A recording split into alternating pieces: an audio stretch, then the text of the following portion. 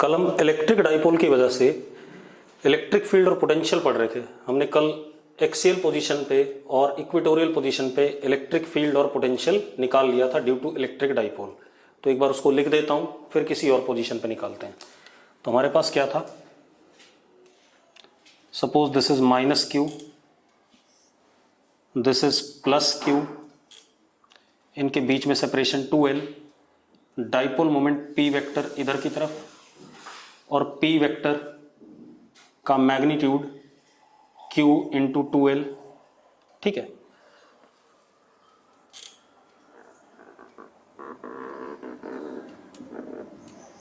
ये पोजीशन हमारी equatorial position थी, परपेंडिकुलर बाइसेक्टर पे हमने कहा था।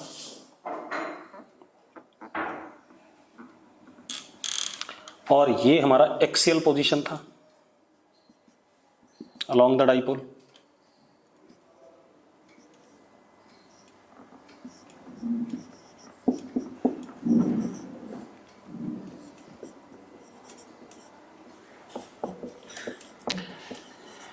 एक्सियल पोजीशन को हम एंड ऑन पोजीशन भी कहते थे और इक्वेटोरियल को हम ब्रॉड ऑन भी कहते थे। ठीक है, इतनी बात। अब अगर मुझे इस जगह पे इलेक्ट्रिक फील्ड बताना था एट व्हाट डिस्टेंस x, ठीक है, या इधर बताना था एक्सियल पोजीशन पे x दूरी पे, ठीक है, x is much much greater than what 2l या l, ये हमने ले लिया था क्योंकि डाइपोल दोनों पॉइंट चार्जेस के बीच में सेपरेशन क्या होता है, बहुत कम होता है। तो इलेक्ट्रिक फील्ड हमारे पास जो आया था यहां पर एक्सियल पोजीशन पे E axial parallel to P vector आया था, यहां पर भी ऐसे ही आया था E axial parallel to P vector, हाँ या ना।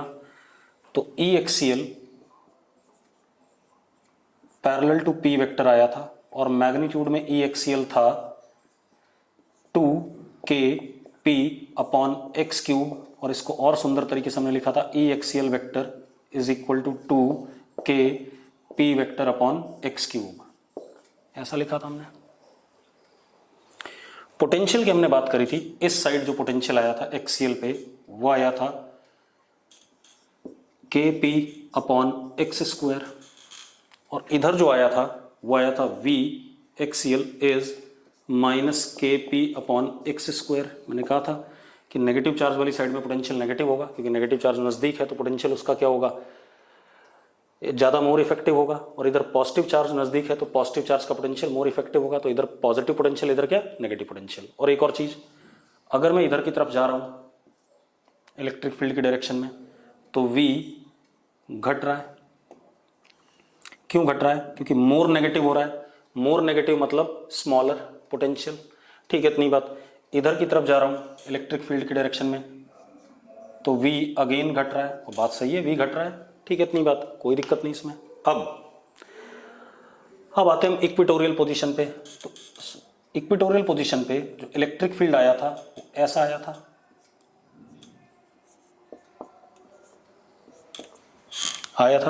और इक्वेटोरियल क्या आया था, anti parallel to P vector, और मैग्नीट्यूड में क्या था equatorial kp upon x cube, मतलब एक्सियल पोजीशन का आधा। ठीक है, इतनी बात।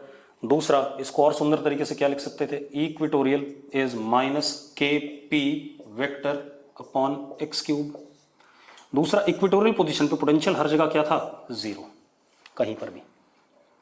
क्यों? क्योंकि अगर मैं यहां पर एक प्लेन सरफेस बनाऊं, ये वाला प्लेन सरफेस, तो एक बात तो इस प्लेन सरफेस के इलेक्ट्रिक फील्ड क्या परपेंडिकुलर है, और अगर यहां पोटेंशियल जीरो है तो यहां भी इलेक्ट्रिक फील्ड ऐसे ही होगा, यहां भी इलेक्ट्रिक फील्ड ऐसे ही होगा। इस सरफेस पे हर जगह इलेक्ट्रिक फील्ड क्या है, इस सरफेस के परपेंडिकुलर है। तो अगर यहां पोटेंशियल जीरो है तो इलेक्ट्रिक फील्ड अगर किसी सरफेस के परपेंडिकुलर होती है तो वो सरफेस क्या होता है, इक्विपोटेंशियल सरफेस होता है। तो यहां जीरो, तो यहां भी VE क्या जीरो, यहां भी VE क्या जीरो, हर जगह इस सरफेस पे क्या होगा, VE जीरो आ जाएगा। ठीक है, ये बात आ गई हमारी इलेक्ट्रिक फील्ड और पोटेंशियल की on axial position and equatorial position. ठीक है, अब अगर मुझे किसी जनरल पोजीशन पे यहां पर बताना हो इलेक्ट्रिक फील्ड और पोटेंशियल ड्यू टू डाइपोल, तो उसको कैसे निकालेंगे। ठीक है, इतनी बात अब वो कर लेते हैं बेटा। और dipole moment is what, vector quantity हमें पता है किधर से किधर डायरेक्टेड होता है, from negative charge to positive charge. अब हमने ये डाइपोल ले लिया, ये माइनस क्यू और ये प्लस क्यू,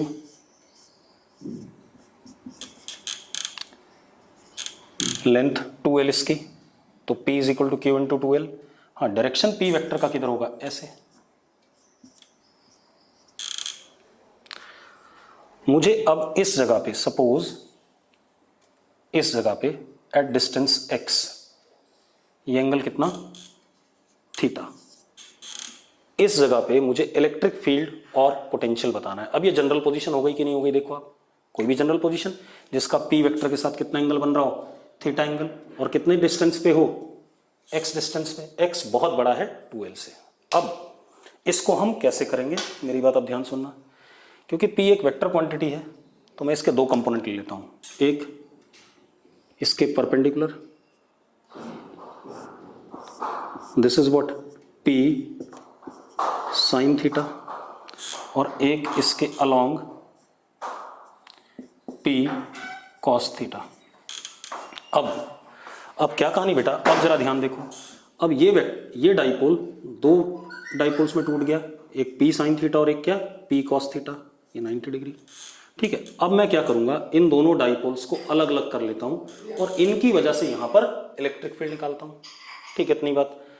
उसका जो रिजल्टेंट होगा वो हमारा क्या हो जाएगा, रिजल्टेंट इलेक्ट्रिक फील्ड। एक बार इसकी वजह से इलेक्ट्रिक फील्ड निकालूंगा, एक बार इसकी वजह से निकालूंगा इस जगह पर, और दोनों का नेट हमारा क्या हो जाएगा, रिजल्टेंट इलेक्ट्रिक फील्ड। अब एक बात बताओ, ये पोजीशन इस वाले डाइपोल के लिए क्या हो गई, इस वाले डाइपोल के लिए क्या हो गई, एक्सियल हो गई,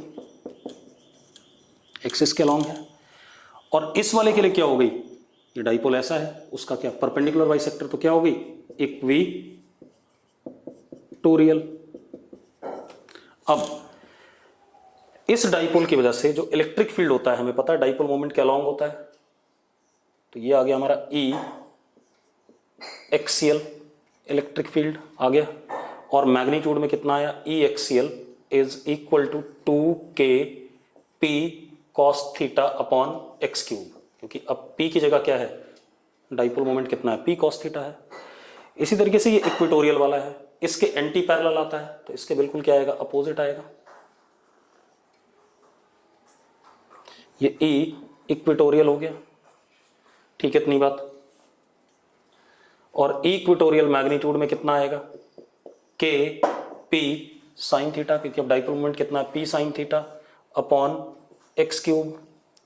तो अब जो हमारा नेट इलेक्ट्रिक फील्ड इस जगह पे आएगा, वो इन दोनों का क्या आएगा, रिजल्टेंट आएगा।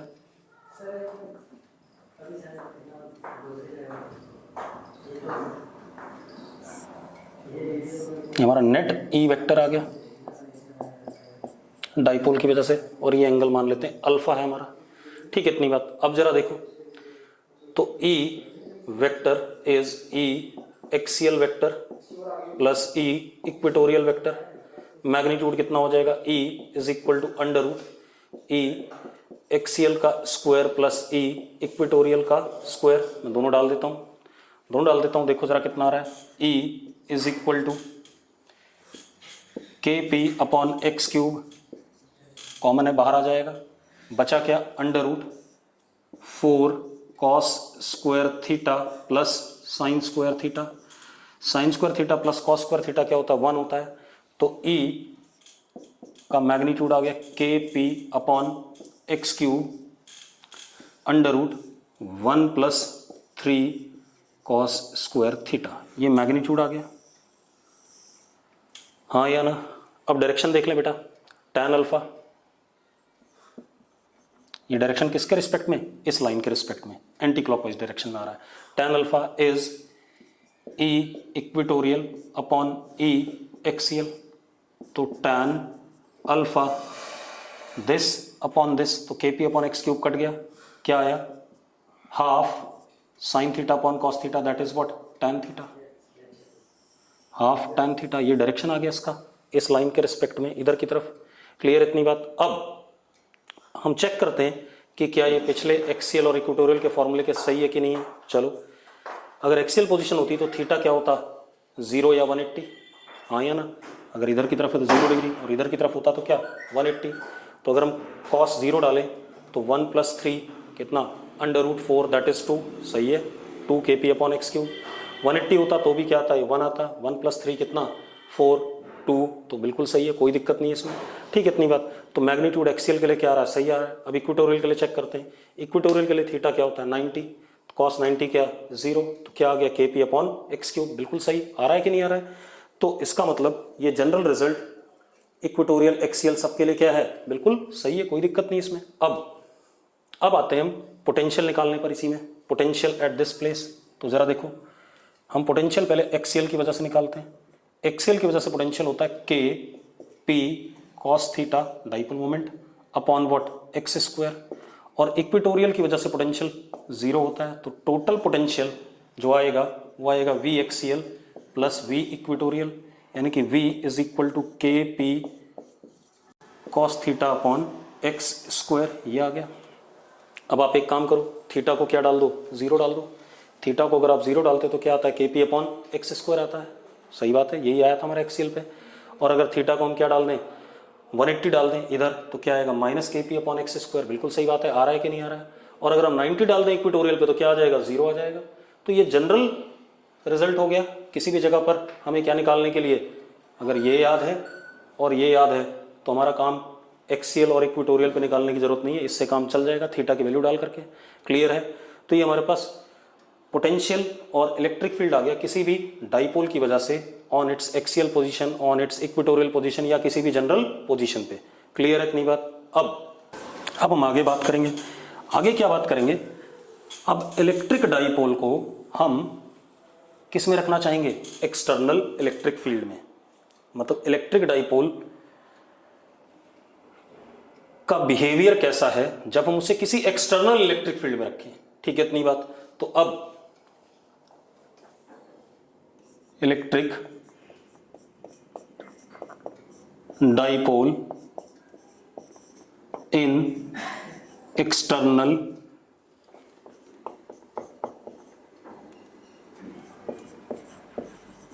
Electric field. ठीक है इतनी बात। ये एक्सटर्नल इलेक्ट्रिक फील्ड है, डाइपोल की फील्ड नहीं है। एक चीज और भाई, डाइपोल जो इलेक्ट्रिक फील्ड प्रोड्यूस करेगा वो खुद पे तो फोर्स लगाएगा नहीं। मैं अगर कोई फील्ड प्रोड्यूस कर रहा हूं तो क्या मैं खुद पे कोई फोर्स लगाऊंगा उसकी, नहीं, मैं आपके ऊपर लगाऊंगा। तो इसी तरीके से एक्सटर्नल इलेक्ट्रिक फील्ड में जब डाइपोल रखा होगा तो उस डाइपोल ने क्या एक्सपीरियंस करा इस फील्ड की वजह से, वो चेक करना है। ठीक है इतनी बात। तो यहां पर दो केसेस आते हैं कि हम डाइपोल को यूनिफॉर्म इलेक्ट्रिक फील्ड में रखें, पहला केस, दूसरा नॉन यूनिफॉर्म इलेक्ट्रिक फील्ड में रखें। तो हम पहला केस करेंगे पहले, electric dipole in external electric field and which is what uniform. कैसी इलेक्ट्रिक फील्ड, यूनिफॉर्म है। यूनिफॉर्म मतलब पहला केस हम यूनिफॉर्म वाला लेंगे, दूसरा नॉन यूनिफॉर्म वाला लेंगे। यूनिफॉर्म मतलब जो इलेक्ट्रिक फील्ड है उसका मैग्नीट्यूड और डायरेक्शन, मैग्नीट्यूड और डायरेक्शन दोनों चीजें फिक्स हैं, ना उसका मैग्नीट्यूड चेंज कर रहा है ना ही उसका क्या चेंज कर रहा है, डायरेक्शन चेंज कर रहा है। क्लियर है इतनी बात। तो अब करते हैं इसको। अब जरा देखो, मैंने ले लिया हमारा external electric field E vector है जिसका डायरेक्शन इधर की तरफ है और मैग्नीट्यूड ई है। ठीक है। अब हमने इसमें एक डाइपोल रख दिया, सपोज ये +q और ये -q। लेंथ कितनी डाइपोल की, l। ठीक है। डाइपोल मोमेंट किधर की तरफ होगा, नेगेटिव से पॉजिटिव की तरफ, और p वेक्टर का मैग्नीट्यूड कितना होगा, q × l। ठीक है, ये है। अब आप एक काम करो बेटा,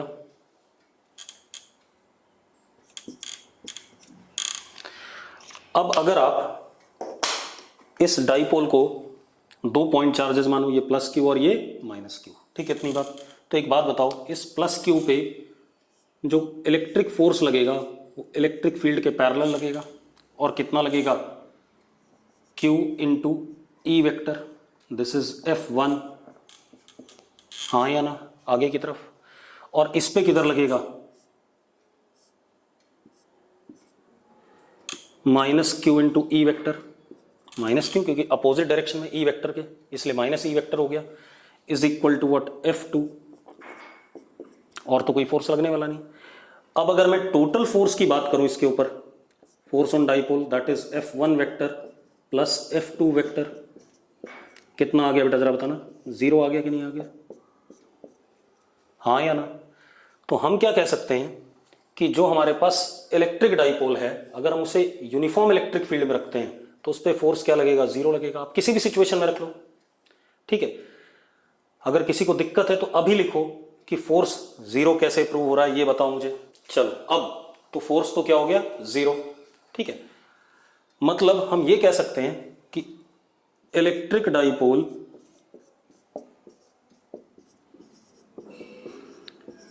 इन uniform electric field do not experience any force that is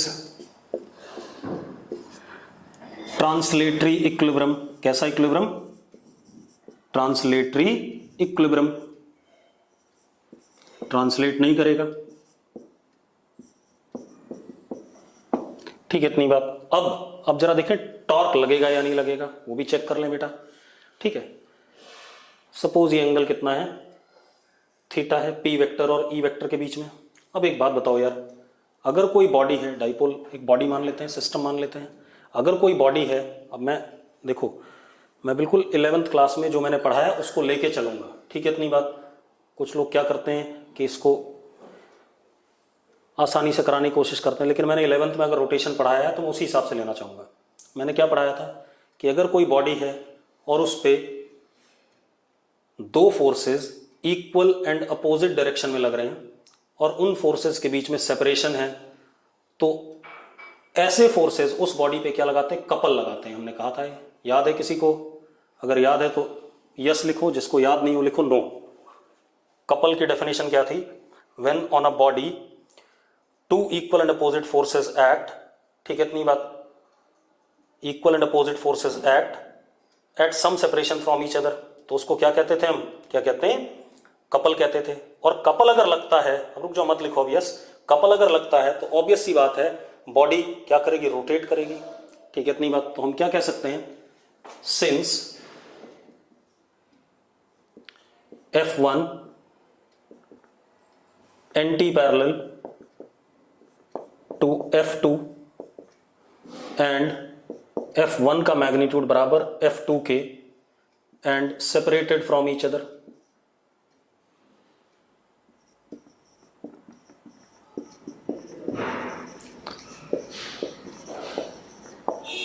separated from each other, then couple acts on dipole, couple act करेगा, couple act करेगा मतलब टॉर्क लग रहा होगा, that is torque acts on dipole। अब मुझे डाइपोल का torque निकालना है, कितना टॉर्क लग रहा है, क्लियर, इतनी बात।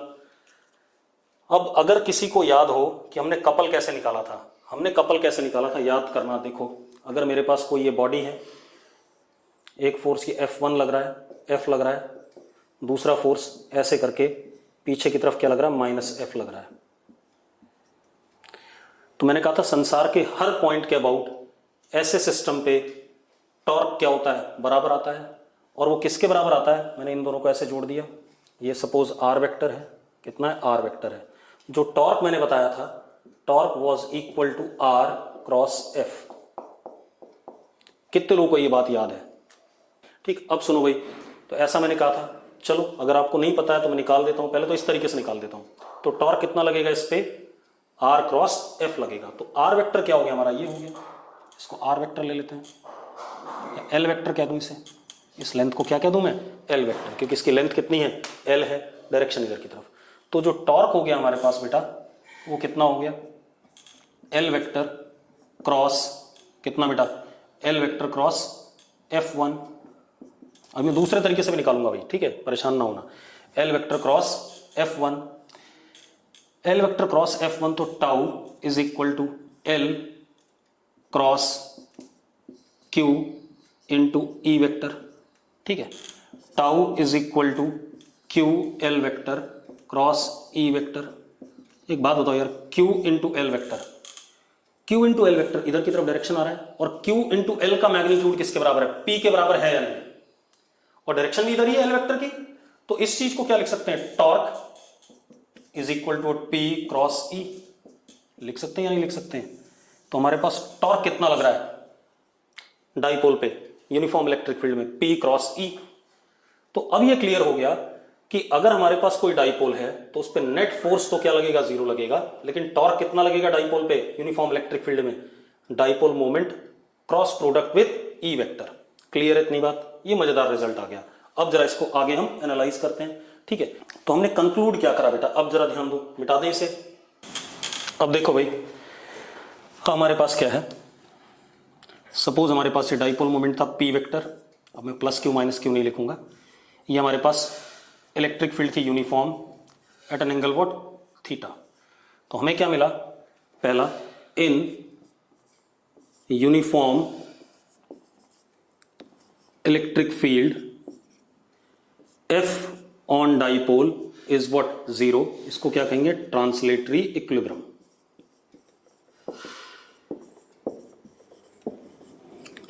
टॉर्क ऑन डाइपोल कितना, P क्रॉस E वेक्टर, हाँ या ना, P क्रॉस E वेक्टर।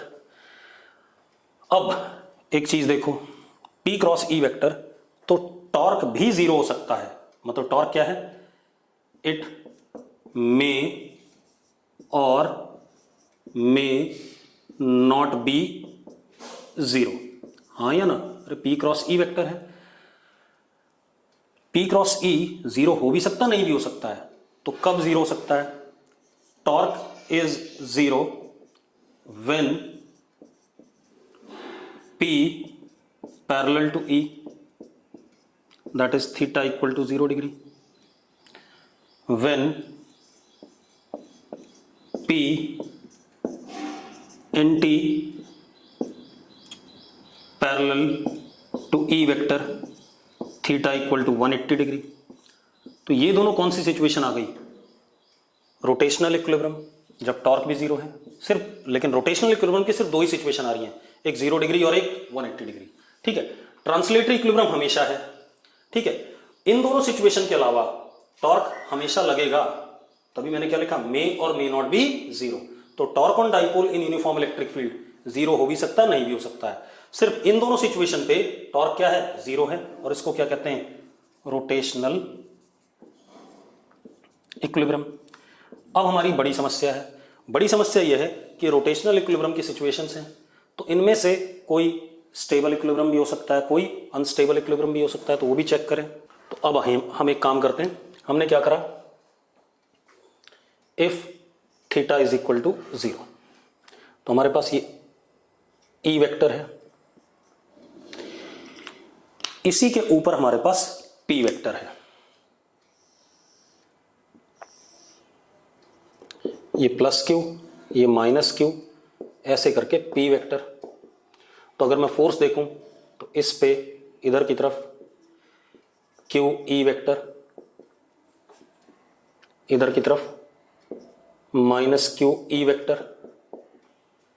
अब जरा देखो ये क्या हो गया, हमने एक चीज और पढ़ी थी रोटेशन में कि अगर फोर्सेस एक दूसरे के पैरेलल होते हैं और सेम लाइन पे होते हैं और डायरेक्शन में अपोजिट होते हैं, तो उनका नेट टॉर्क संसार के हर पॉइंट के अबाउट क्या आता है, जीरो आता है, ठीक है। क्योंकि आर क्या हो गया, जरा देखो, अगर मैं इसको एल वेक्टर कहता हूं तो एल क्रॉस एफ, एफ कितना क्यू ई, और एल क्रॉस दिस ई और एल क्या हो गए, पैरेलल, तो टॉर्क अपने आप क्या आ जाएगा, जीरो आ जाएगा, ठीक है। तो चलो हमें तो अब तो पता ही है टॉर्क का फॉर्मूला, उसकी जरूरत नहीं है। तो देखो एफ क्या आ गया, जीरो, एफ क्या आ गया, एफ इज जीरो। टॉर्क भी क्या आ गया, जीरो आ गया, क्योंकि पी और ई क्या हो गए, एक दूसरे के पैरेलल। अब चेक करें, मतलब इक्विलिब्रियम तो है, हर टाइप का इक्विलिब्रियम, रोटेशन और ट्रांसलेशन दोनों है। अब हम ये चेक करें कि अगर मैं इस पी वेक्टर को हल्का सा रोटेट कर देता हूं, मान लो मैंने इसको हल्का सा, चलो अगला डायग्राम बना लेते हैं।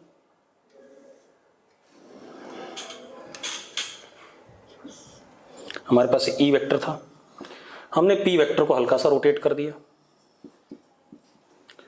कितना, थीटा एंगल ऐसे ले गए। अब अगर मैं टॉर्क देखूं इस पे, तो that is P cross E।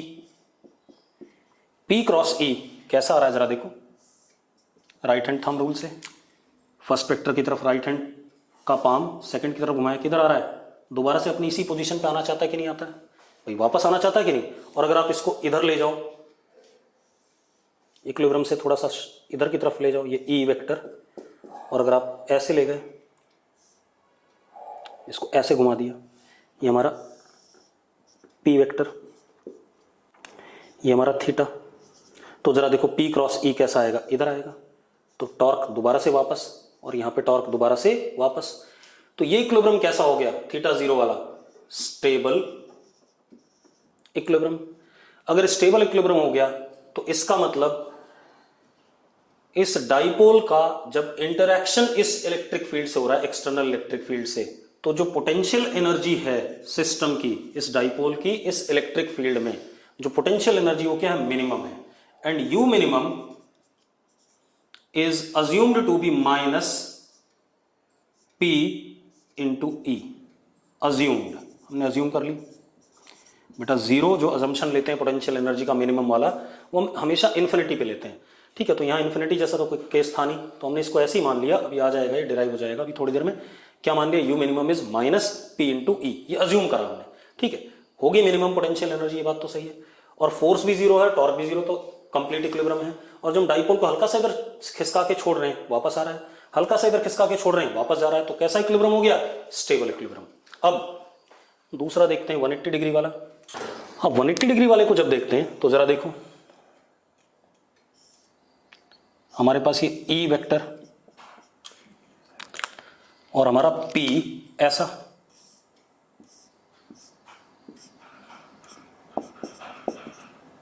That is if theta is equal to 180 degree P NT parallel to E। अब एक चीज और, F जीरो है, मानते हैं बिल्कुल है, टॉर्क भी क्या है, जीरो है, P क्रॉस E फॉर्मूले में टॉर्क क्या आ रहा है, जीरो आ रहा है, मतलब क्या हो गया, इक्विलिब्रियम हो गया। अब कौन सा इक्विलिब्रियम है ये चेक करना है, ठीक है। चलो अब देखो, हमारे पास ये E वेक्टर है, हमने इस डाइपोल को रोटेट करा,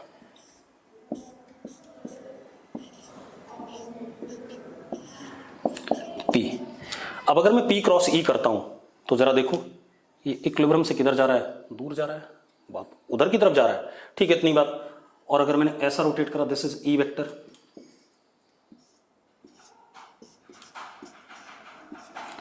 ये हमारा थीटा, तो एक बात बताओ, P क्रॉस E दोबारा से इधर जा रहा है, तो टॉर्क ऐसा हो गया, इस केस में ऐसा हो गया, मतलब इक्विलिब्रियम से क्या जा रहा है, दूर जा रहा है, तो ये कैसा इक्विलिब्रियम हो गया, अनस्टेबल। अनस्टेबल इक्विलिब्रियम हो गया, तो U is what, maximum. And U maximum आप नहीं भी अज्यूम करोगे तो भी जो लिख रहा हूं वही आएगा अभी, is what P into E assumed. किसी भी एक को अज्यूम कर लो, दूसरा अपने आप आ जाएगा, ठीक है, क्योंकि हमने स्टेबल इक्विलिब्रियम को अगर रेफरेंस माना, उसको वैल्यू दे दी कितनी, माइनस P, तो अनस्टेबल वाला अपने आप प्लस P आ जाएगा, और अनस्टेबल वाले को रेफरेंस माना, उसको वैल्यू दे दी प्लस P, तो स्टेबल वाला अपने आप माइनस P आ जाएगा। क्लियर है इतनी बात। तो हमने डिसाइड कर लिया कौन सा स्टेबल इक्विलिब्रियम है, कौन सा अनस्टेबल इक्विलिब्रियम है, क्योंकि 0 डिग्री और 180 डिग्री पे फोर्स और टॉर्क दोनों जीरो थे, बाकी जगह पर फोर्स जरूर जीरो था लेकिन टॉर्क कहीं भी जीरो नहीं था बाकी जगह पर, ठीक है। तो ये कंप्लीट इक्विलिब्रियम है, rotational as well as translational. ये वाला कैसा, स्टेबल, ये भी कंप्लीट इक्विलिब्रियम है, रोटेशन प्लस ट्रांसलेशन, लेकिन ये रोटेशन का क्या हो गया, अनस्टेबल हो गया। क्लियर इतनी बात, ठीक। अब मिटा दें इसे। अब हमें क्या करना है, अब हमें पता चल गया कि डाइपोल पे यूनिफॉर्म इलेक्ट्रिक फील्ड में फोर्स हमेशा जीरो लगेगा, टॉर्क जीरो लग भी सकता है, नहीं भी लग सकता है, और 180 डिग्री पर और 0 डिग्री पे टॉर्क जीरो होगा, और 0 डिग्री पे रोटेशनल इक्विलिब्रियम क्या होगा, स्टेबल, और 180 डिग्री पे रोटेशनल इक्विलिब्रियम क्या होगा, अनस्टेबल। ठीक है, अब थोड़ा सा हम बात करते हैं कि इसकी जब ये कोई भी चार्ज सिस्टम किसी फील्ड में रखा हुआ है, देखो एक मिनट, अब हमने अगर डाइपोल को इलेक्ट्रिक फील्ड में रखा किसी एंगल पे, तो ये अपने आप घूमेगा कि नहीं घूमेगा, अपने आप घूमेगा। मतलब ये क्या गेन करेगा, काइनेटिक एनर्जी, कौन सी, रोटेशनल काइनेटिक एनर्जी, क्योंकि ट्रांसलेशन तो गेन नहीं कर सकता है। देखो एक मिनट, मैं फिर क्या कह रहा हूं, मेरे पास ये इलेक्ट्रिक फील्ड है यूनिफॉर्म, सपोज ये डाइपोल है, मैं इसको छोड़ देता हूं तो ये क्या करेगा, ऐसे करके घूमना शुरू कर देगा, घूमना शुरू कर देगा, तो it gains what, rotational kinetic energy. Rotational kinetic energy अगर ये गेन कर रहा है तो क्योंकि इलेक्ट्रिक फोर्स और इलेक्ट्रिक टॉर्क, ये फील्ड कैसी कंजर्वेटिव है, इलेक्ट्रिक फोर्स और इलेक्ट्रिक टॉर्क जो भी होगा वो कंजर्वेटिव होगा, कंजर्वेटिव होगा, तो इसका मतलब ये है कि जो काइनेटिक एनर्जी ये गेन कर रहा है वो at the expense of loss of potential energy है। अब वो पोटेंशियल एनर्जी किसकी, डाइपोल सिस्टम की इंटरैक्शन की, किसके साथ, विद एक्सटर्नल फील्ड। जो पोटेंशियल एनर्जी है इस डाइपोल सिस्टम की वो इस वजह से है क्योंकि ये डाइपोल एक्सटर्नल फील्ड के साथ क्या कर रहा है, इंटरैक्ट कर रहा है। ऐसे ही था, आप एक काम करो, आपके पास ये प्लस क्यू फिक्स्ड है, फिक्स्ड, आपने यहां पे एक प्लस क्यू नॉट रखा तो ये दूर भागेगा, मतलब इसमें काइनेटिक एनर्जी ये गेन करेगा, किसके एक्सपेंस पे गेन करेगा, लॉस ऑफ पोटेंशियल एनर्जी पे। तो वही यहां पर भी है, अगर ये रोटेशनल काइनेटिक एनर्जी गेन कर रहा है तो at the expense of loss of potential energy कर रहा है। ठीक है, इतनी बात। और पोटेंशियल एनर्जी क्यों कह रहा हूं मैं, क्योंकि यहां पर जो फोर्स और टॉर्क हैं दोनों क्या है, कंजर्वेटिव है। भाई फोर्स का तो यहां रोल ही नहीं है क्योंकि फोर्स लग ही नहीं रहा है, हाँ लेकिन टॉर्क का जरूर है। Torque, electrostatic torque is what, conservative in nature, क्योंकि फील्ड कैसी है, कंजर्वेटिव है। अब आते हैं हम क्या निकालने जा रहे हैं, potential energy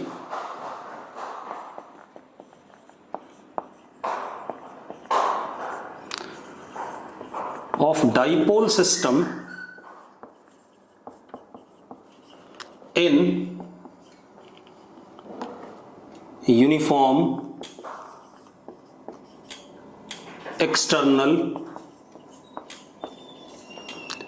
electric field vector, in uniform external electric field vector. ठीक है, इतनी बात। हम क्या निकालने जा रहे हैं, potential energy of dipole in uniform external field vector. अब जरा देखो एक मिनट, हमारे पास ये एक यूनिफॉर्म इलेक्ट्रिक फील्ड है सपोज, ठीक है, इतनी बात।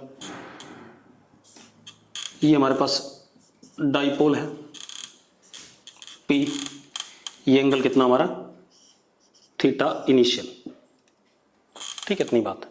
अब जो टॉर्क इस पे लग रहा होगा इलेक्ट्रिक फील्ड का, ऐसे लग रहा होगा P cross E electric field का, ठीक है, इतनी बात। अब चेंज इन पोटेंशियल एनर्जी की डेफिनेशन क्या है, du is equal to minus dw conservative, यही फॉर्मूला है या नहीं है भाई।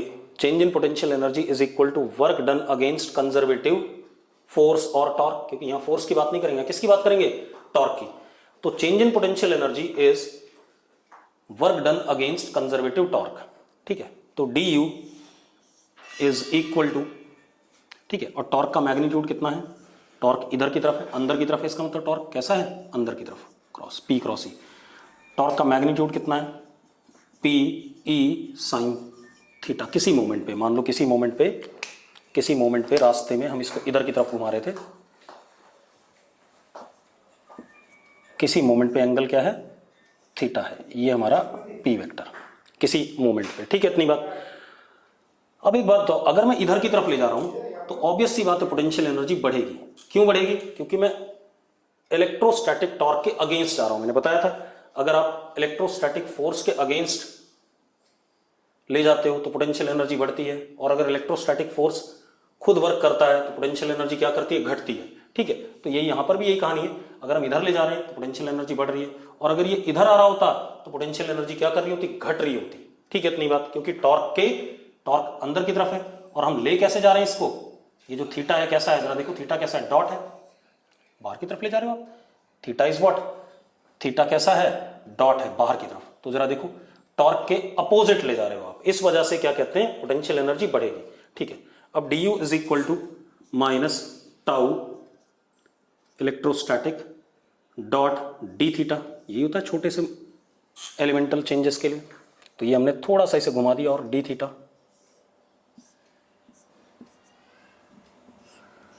This is what D theta, और डी थीटा देखो ये भी कैसा है, डॉट है ऐसे। व्हाट इज एंगल बिटवीन, क्या कहते हैं, टॉर्क एंड डी थीटा, कितना एंगल है, 180 डिग्री। ठीक है, इतनी बात 180 डिग्री है, तो अगर आपने यहां माइनस ले रखा है तो दोबारा से हम माइनस को नहीं इंट्रोड्यूस करेंगे, और अगर इस वाले माइनस को नहीं लोगे तो आप माइनस आपको डॉट प्रोडक्ट वाला लेना पड़ेगा। तो अपने आप क्या आ गया, D U is equal to minus tau electrostatic D theta, ये आ गया हमारे पास। तो D U is equal to minus P E sine theta into what D theta, ये आ गया अपने पास। ठीक है, इतनी बात, sine theta into D theta, clear है। अब अगर हम इसको इंटीग्रेट कर दें बेटा, थीटा इनिशियल थीटा फाइनल, मान लो किसी फाइनल थीटा तक ले गए हम, दिस इज थीटा फाइनल। ठीक है, इतनी बात। अब this is you initial and this is what you final, ये आ गया हमारे पास, क्लियर है। अब जरा देखो तो हमारे पास रिजल्ट क्या आएगा, U final minus U initial is equal to, मैं लिख रहा हूं रिजल्ट देखो, minus P E cos theta final minus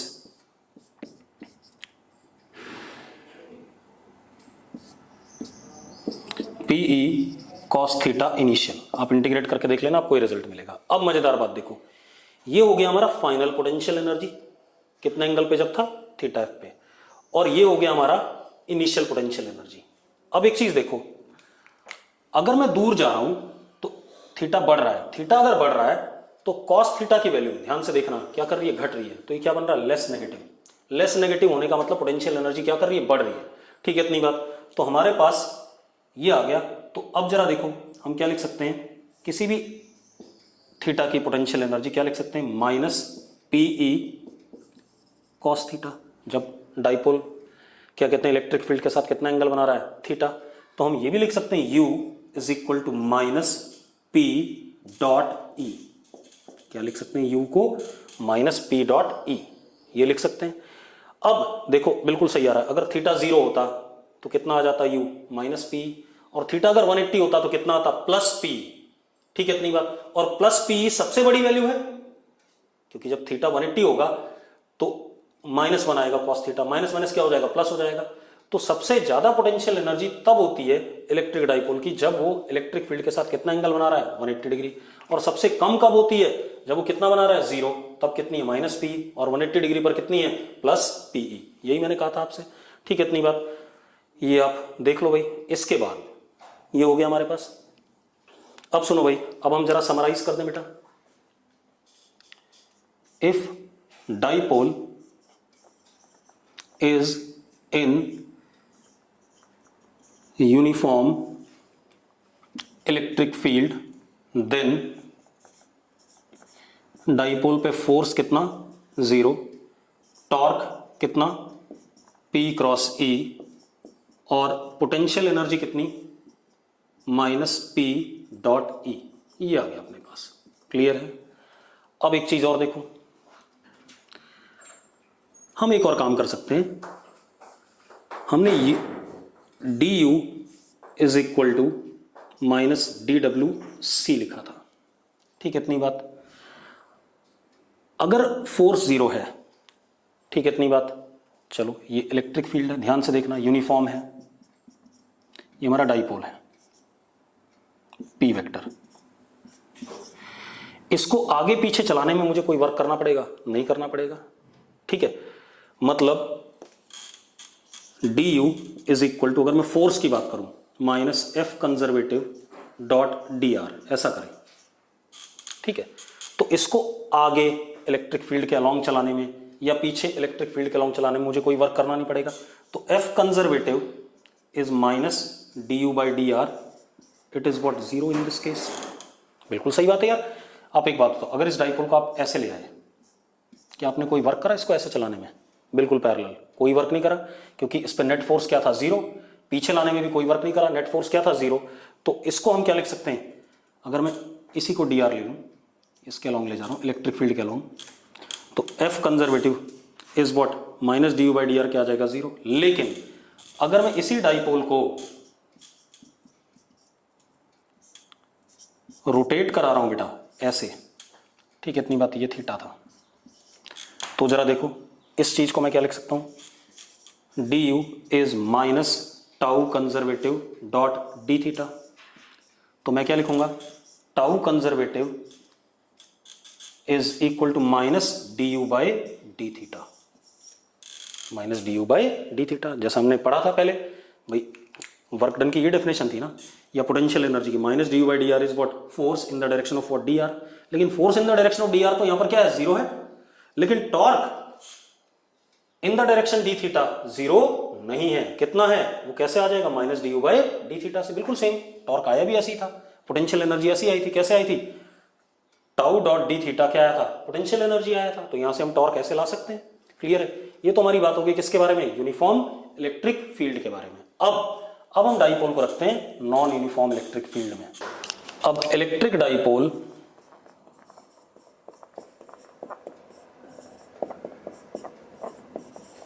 in non uniform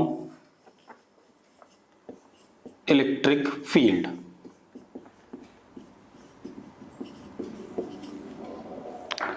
अब देखो नॉन यूनिफॉर्म इलेक्ट्रिक फील्ड, इसमें इलेक्ट्रिक डाइपोल रखा है हमने, अब बढ़िया चीज हो गई, electric dipole in non uniform electric field.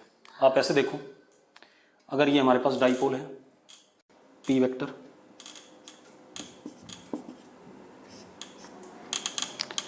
यहां प्लस क्यू, यहां माइनस क्यू, मान लो यहां पर इलेक्ट्रिक फील्ड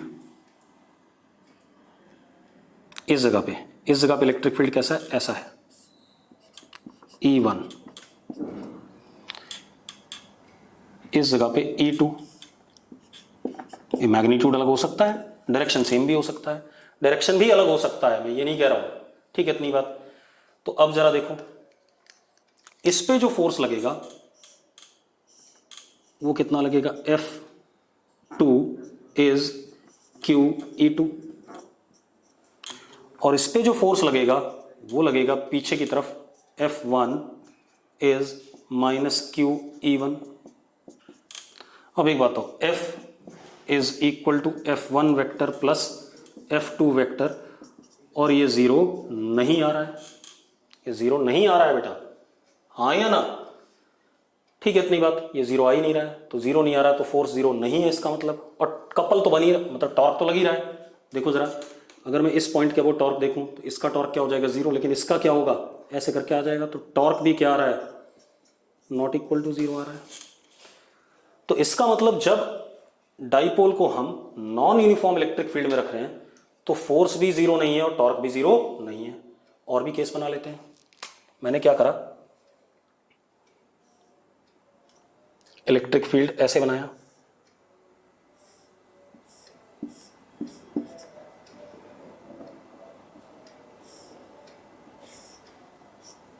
ऐसे, यहां पर इलेक्ट्रिक फील्ड का मैग्नीट्यूड है 10 वोल्ट पर मीटर, और यहां नीचे की साइड में कितना, 5 वोल्ट पर मीटर, ऐसा मान लेते हैं। अब मैंने क्या करा, डाइपोल को ऐसे रखा यहां पर,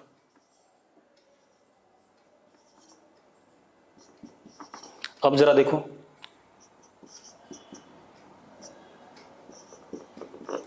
अब जरा देखो इस केस में इस पे कैसा, QE1, और इधर कितना, QE1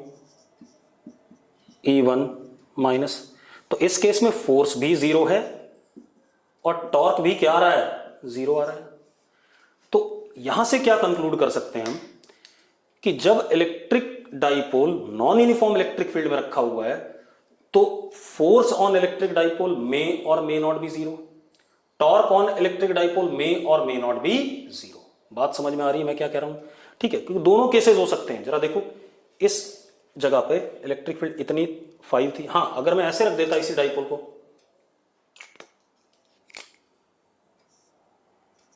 ये प्लस क्यू और ये माइनस क्यू।